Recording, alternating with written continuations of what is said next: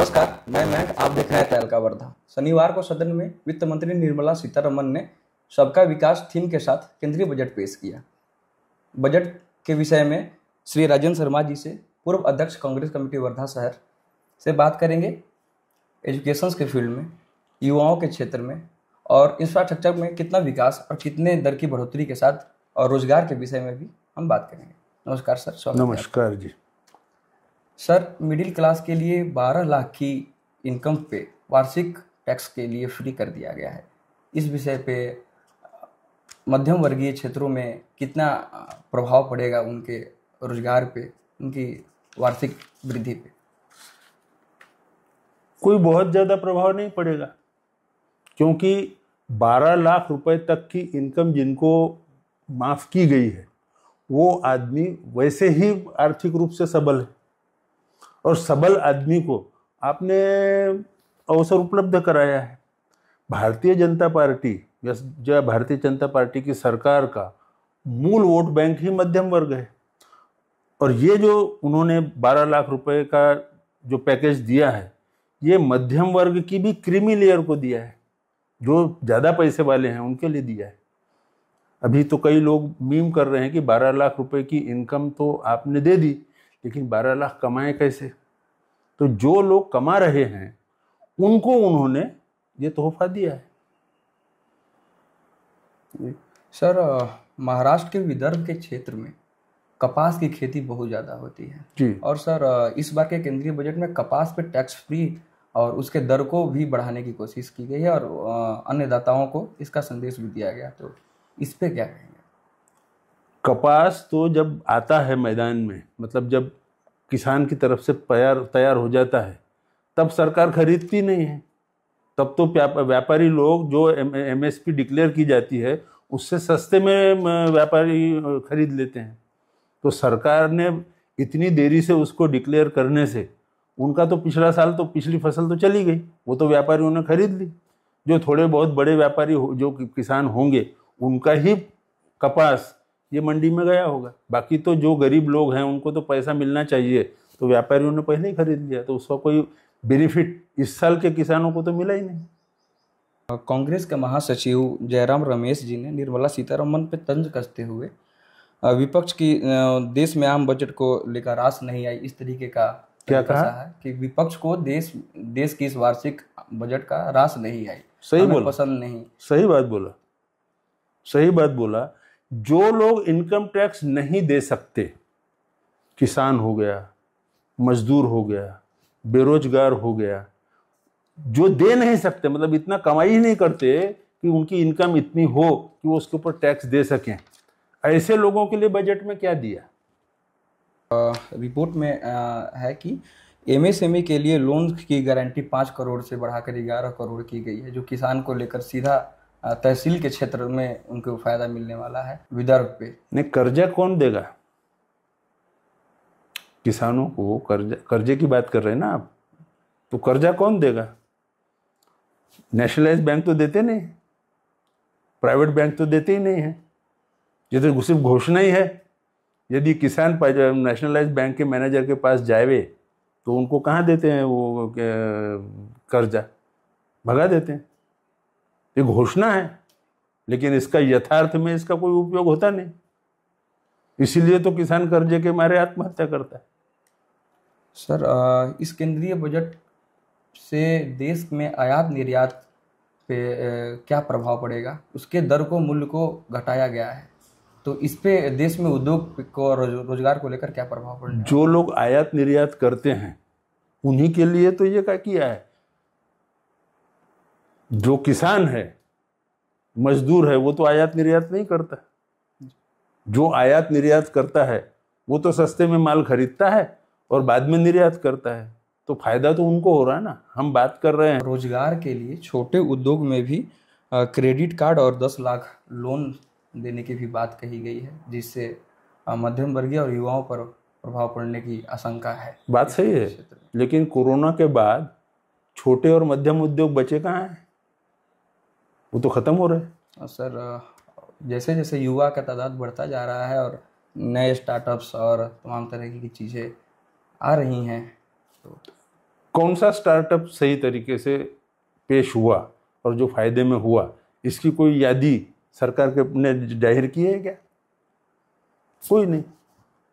Startup हो ही कहाँ रहा है, युवाओं को रोजगार मिल कहाँ रहा है? उल्टा कोरोना के पीरियड के बाद से मध्यम और छोटा उद्योग हिंदुस्तान में मृत प्राय हो गए, और सबसे ज्यादा रोजगार देने वाला यदि कोई क्षेत्र है तो वो मध्यम और छोटा उद्योग है, वही देता है।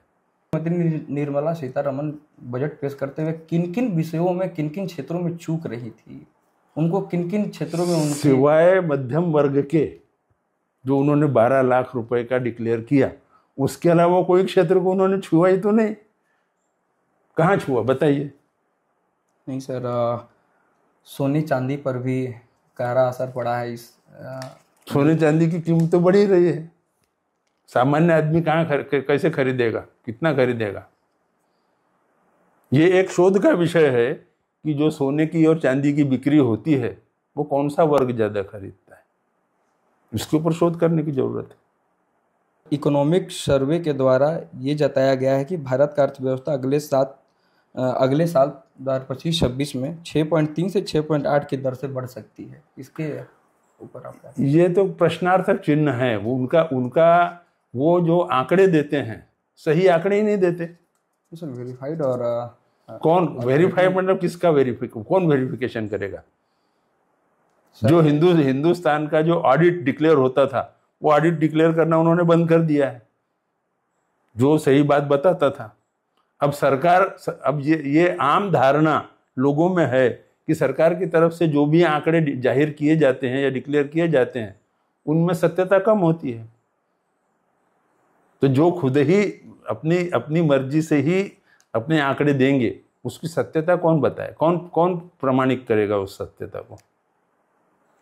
जी सर, भले ही सर वो धरातल पर दिखे ना दिखे, ये हमारे देखने की क्षमता है, लेकिन वेल्ड रिसर्च और बाकी शोधों के साथ जैसे ये इकोनॉमिक सर्वे कमेटी है, ये अमेरिका के और विभिन्न 5 देशों के एक पैनल जो होती हैं वो सिर्फ शोध करते हैं, उनके द्वारा ये बताया गया है। उसके बावजूद मनमोहन सिंह सरकार से तो ग्रोथ कम ही है। जिन मनमोहन सिंह के ऊपर ये सब लोग आलोचना करते हैं, उनके समय में जो ग्रोथ थी उससे तो ये आंकड़ा छोटा ही है। उस समय तो 7% तक गई थी ना ग्रोथ, तो उससे तो ग्रोथ कम ही है।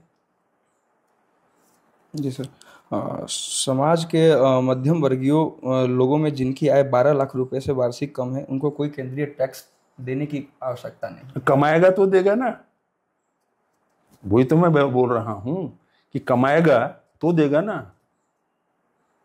और सर सोशल मीडिया और तमाम अफवाहों पे से ये भी पता चल रहा है कि 12 लाख रुपए से यदि आप 4 रुपए 3 रुपए ज़्यादा भी कमा रहे हैं तो वापस आपको 6% और पर लैक्स के हिसाब से आपको 4% की टैक्स देनी होती है। तो इसके क्या पूरा सिनेरियो है, इसको बताइए जरा। तो वो तो बड़े लोगों के लिए है ना बात, वो तो बड़े लोगों के लिए बात है। हम तो बात वहां की कर रहे हैं कि जो आदमी 12 लाख से कम कमाता है, 8 लाख से कम कमाता है, 6 लाख से कम कमाता है, उसके लिए क्या? ये तो उन्होंने डिक्लेयर किया ना, जो 12 लाख कमाएगा, मतलब जो मध्यम वर्ग का उच्च वर्ग के लिए इन्होंने ये घोषणा की है।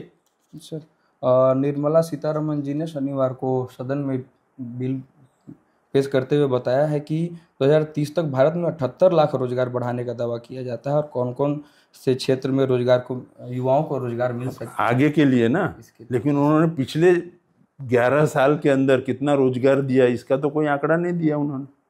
तो जिस तरह पिछली उनकी 10 साल की सरकार में कोई रोजगार सृजन ज्यादा नहीं हुआ, जितना उन्होंने कहा था 40 करोड़ लोगों को रोजगार देंगे, तो उसकी तुलना में रोजगार तो बहुत कम हुआ। तो वैसे ही उन्होंने ये जुमला फेंका है कि हम इतने रोजगार देंगे, लेकिन वो सृजन कितना होता है ये तो भविष्य बताएगा। लेकिन भूतकाल देखते हुए उनकी बातों पे विश्वास करना मुश्किल। जी सर, कांग्रेस के महासचिव जयराम रमेश जी के द्वारा कहा गया है कि 4 इंजन कृषि, एमएसएमई, निवेश और निर्यात की बात तो कही नहीं गई है। तो इसके विषय में हम सहमत हैं उनसे।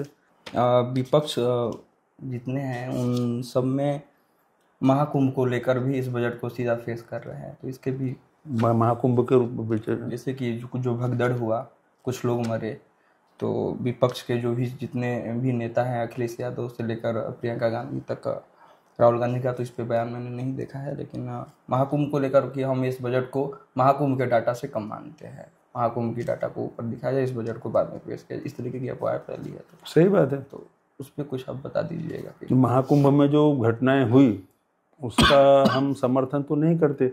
सरकार ने इतना पैसा खर्चा करने के बावजूद वीआईपी लोगों की सुरक्षा पे ज़्यादा ध्यान दिया और आम जनता की सुरक्षा पे कम ध्यान दिया, और उसकी वजह से वहाँ पर मौतें हुई। तो वो जो सरकार को जितना दोष देना चाहिए उतना तो दोष दिया ही जाएगा, और जो सुरक्षा करनी चाहिए थी वो नहीं की गई, ये बात तो सत्य है जी। तो सर, महाकुंभ को इस के दौरान जो 1.5 महीने का इतना बड़ा चलता है कार्यक्रम, उस पर देश की अर्थव्यवस्था पे उसका कितना असर पड़ने वाला है? देश की अर्थव्यवस्था पे कोई असर नहीं पड़ेगा, उत्तर प्रदेश की अर्थव्यवस्था पर असर पड़ेगा। उत्तर प्रदेश भी तो देश की अंग है सर। क्योंकि सारा व्यापार उद्योग 1.5 महीना सारे हिंदुस्तान का वो तो उत्तर प्रदेश में चलेगा। और हमारी जानकारी ऐसी है कि उन्होंने 7,500 करोड़ रुपए लगाए और देश की जनता से 2 लाख करोड़ रुपए का महसूल वहाँ पर जनरेट होगा, तो उत्तर प्रदेश की सरकार को तो उसका फायदा ही है।